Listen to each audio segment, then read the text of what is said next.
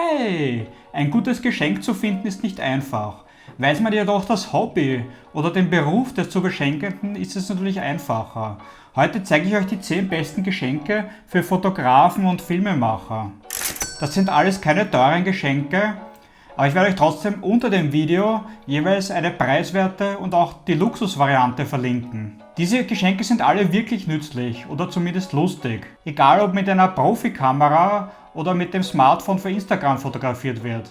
Ob es ein Profi oder ein Einsteiger ist. Ich verwende diese Sachen täglich, deswegen kann ich sie bedenkenlos empfehlen. Ich werde die Geschenke jetzt einpacken, weil meine Freundin hat morgen Geburtstag. Sie darf die Geschenke dann auspacken und ein Geschenk darf sie behalten. Wenn mein Video für euch nützlich ist, lasst bitte gerne ein Like und ein Abo da.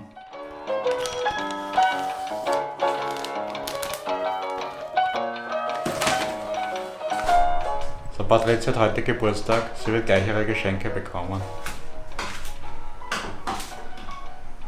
Okay. Happy birthday to you. Happy birthday to you. Happy birthday, dear Patricia. Happy birthday to you. Alles Gute. So Patricia, du hast ja heute deinen Geburtstag.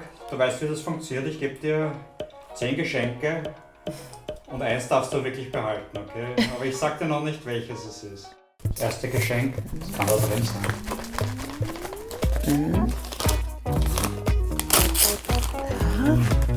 Dieses Geschenk ist mein bestes Geschenk und ein super Gag für jede Party. Die Tasse sieht haargenau aus wie mein Canon-Objektiv und macht sich sehr gut auf dem Schreibtisch eines Fotografen. Sie ist gleichzeitig ein Thermos, damit der Kaffee oder Tee warm bleibt. Dieses Geschenk ist nicht teuer und auf jeden Fall besser, als wenn man den Fotografen mit einem echten, teuren Objektiv überrascht, das vielleicht gar nicht zur Kamera passt. Diese Kaffeetasse hat einen Standfuß, damit sie nicht so leicht umkippt und das heiße Getränk dann vielleicht die Laptop-Tastatur ruiniert.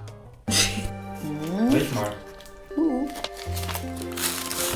Okay, das ist jetzt das Geschenk für alle Instagrammer. Das Prisma kommt in dieser hübschen Schatulle. Bei der Fotografie ist es wichtig, etwas im Vordergrund zu haben, um Tiefe im Foto zu erzeugen. Eine Möglichkeit dafür ist, etwas vor den Rand des Objektivs zu halten, zum Beispiel ein Blatt oder eine CD. Super geeignet ist ein Prisma, das erzeugt interessante Lichtreflexe.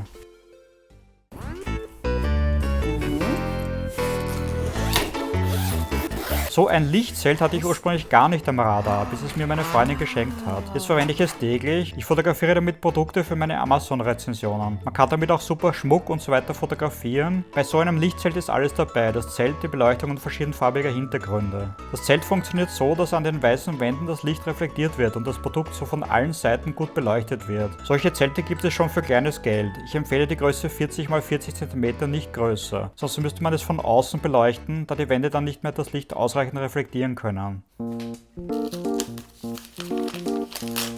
Sehr wichtig für jeden Fotografen ist ein Stativ, um bei Fotos lange Belichtungen zu machen oder bei Videos für wackelfreie Aufnahmen. Ich verwende Mini-Stative auch für mein LED-Licht. Und es ist auch gut, wenn das Stativ mit einem Kugelkopf ausgestattet ist und das AK Swiss Schnellwechselsystem unterstützt. Wenn euer Fotograf ein Handy verwendet, könnt ihr den Handyadapter gleich mitschenken. Ich habe auch noch so einen Magic Arm, der ist sehr nützlich und es ist immer gut, wenn man mehrere davon hat. Er ist magisch, da man nur eine Schraube lösen muss, um alle Gelenke verstellen zu können. Man kann den Arm zum Beispiel an einem Stativ befestigen und dann daran alles Mögliche anschrauben. Ein Licht, die Kamera, einen Monitor und so weiter.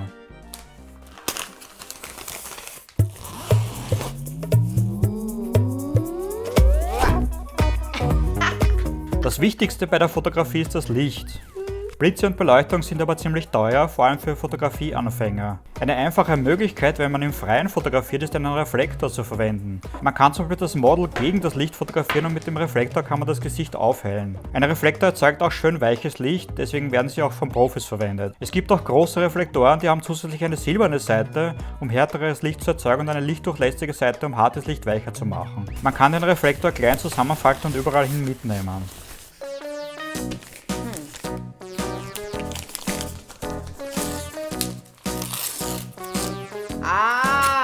Das ist die richtige. Tada! Willst du behalten, ja? Das will ich behalten. Okay, ja, das ist das Geschenk. Ja. Mein Huion Grafiktablett war eine meiner besten Anschaffungen, die ich je gemacht habe. und gleichzeitig überraschend billig. Meine Freundin hat zuerst gezweifelt, wozu ich so etwas überhaupt brauche. Jetzt hat sie sich selbst eins zum Geburtstag gewünscht. Das Grafiktablett hat einen fixen Platz auf meinem Schreibtisch. Ich verwende das Tablett zum Retuschieren von Fotos. Mit der Maus kann man nie so genau arbeiten. Ich verwende das Tablett zusammen mit Maus und Tastatur. Mein Tablett ist relativ klein, es reicht jedoch für meine Zwecke vollkommen aus. Wenn man damit auch zeichnen will, braucht man sicher ein größeres. Ich weiß nicht mehr, was ist. Ja, vielleicht.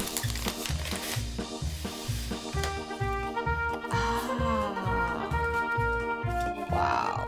Zum Thema Farben habe ich gleich mehrere nützliche Werkzeuge. Das wichtigste und preiswerteste ist eine Graukarte. Je nachdem, wo man fotografiert, ist die Beleuchtung unterschiedlich. Einmal wärmeres Licht, dann wieder kälteres. Mit der Karte kann man den Weißabgleich durchführen bzw. auch die Belichtung der Fotos überprüfen. Dazu fotografiere ich zunächst die Graukarte in der jeweiligen Beleuchtung. Jetzt kann ich den Weißabgleich direkt an der Kamera einstellen oder ich mache den Weißabgleich später in der Nachbearbeitung. Für letztere sollte man unbedingt in RAW fotografieren, bzw. bei Videos ist es besser, alles in der Kamera einzustellen. Fotografiert man wie ich hier Produkte, ist es sehr wichtig, dass die Farben am Foto der Realität entsprechen. Oder wenn man Personen fotografiert, sollten die Hauttöne passen. Dafür kann man statt der Graukarte einen Color Checker mit fotografieren. Dann weiß man später im Fotoprogramm, wie die Farben aussehen sollen und kann sie abgleichen. So ein Color Checker ist aber wahrscheinlich sowieso eher ein Geschenk für Fortgeschrittene. Für Einsteiger sehr nützlich ist hingegen so ein Farbmischrad, mit dem man zum Beispiel Komplementärfarben ermitteln kann. Sehr beliebt ist die Farbe Grün-Blau, also Teal als Hintergrund, weil sie die Komplementärfarbe zu Orange ist. Das sind Hauttöne. Kontraste sind in der Fotografie sowieso sehr wichtig, um zum Beispiel Motive hervorzuheben. Auch in Filmen wird es angewendet. Man kann mit so einem Rad sehr gut die Farbpaletten analysieren. Ah, ich weiß schon.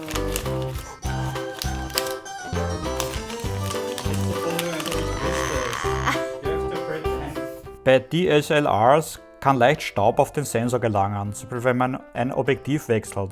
Noch mehr betrifft das spiegellose Systemkameras, weil der Sensor weiter vorne und in der Regel ungeschützt ist. Das sieht man dann vor allem, wenn man mit kleiner Blende fotografiert, zum Beispiel gegen die Sonne. Bei Fotos kann man die im Fotoprogramm noch relativ einfach wegstempeln. In Videos ist das aber fast unmöglich. Ich reinige deswegen den Sensor mit einem Rocket Air Blower vor jedem Shoot. Man sollte den Sensor auf keinen Fall mit einem Tuch reinigen oder draufblasen spucken. Ich verwende den großen Airblower von Giottos, da er mehr Kraft hat und man kann ein Mikrofasertuch so befestigen, dass kein Staub eingesaugt wird, den man dann vielleicht auf den Sensor bläst. Sollte der Staub trotzdem nicht weggehen oder man hat auf den Sensor geblasen, ja, ich bekenne mich auch schuldig, kann man so ein Reinigungskit verwenden. Das ist ein super Geschenk, weil das jeder Fotograf früher oder später brauchen wird. Es gibt Sets für verschiedene Sensorgrößen. Hast du schon jemals so viel Geschenke gekriegt, Patricia? No.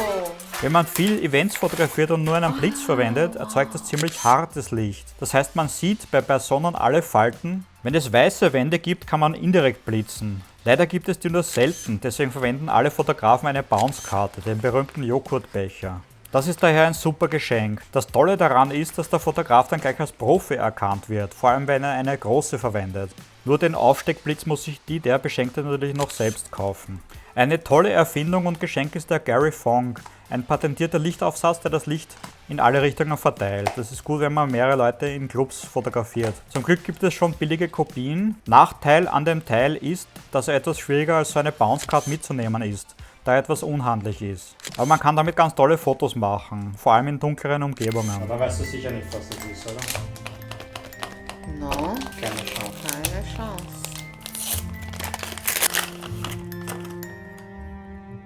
Die Makrofotografie macht mir viel Spaß. Geht man mit der Kamera auf Insektenjagd, ist man noch dazu an der frischen Luft und in der Natur. Makroobjektive sind leider sehr teuer. Eine preiswerte Alternative und ein super Geschenk sind jedoch Makro-Zwischenringe. Diese Ringe haben zwar elektronische Kontakte für den Autofokus, aber für Makro ist manueller Fokus sowieso besser, jedoch keine Optik. Sie werden einfach zwischen Kamera und Objektiv montiert. Deswegen sind sie sehr leicht und ideal für Reisen oder wenn man erstmals nur in die Makrofotografie reinschnuppern will. So, das waren jetzt meine Geschenkideen für euch, für eure liebsten Instagrammer und Fotonerds.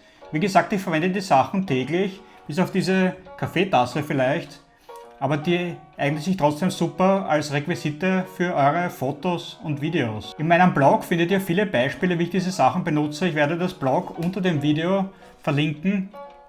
Ebenfalls verlinken werde ich euch alle Produkte, die ich empfehle. Wenn mein Video für euch nützlich ist, lasst bitte gerne ein Like und ein Abo da. Wenn ihr noch weitere Geschenkideen habt, postet sie bitte gerne unten in den Kommentaren. Bis nächstes Mal. Tschüss.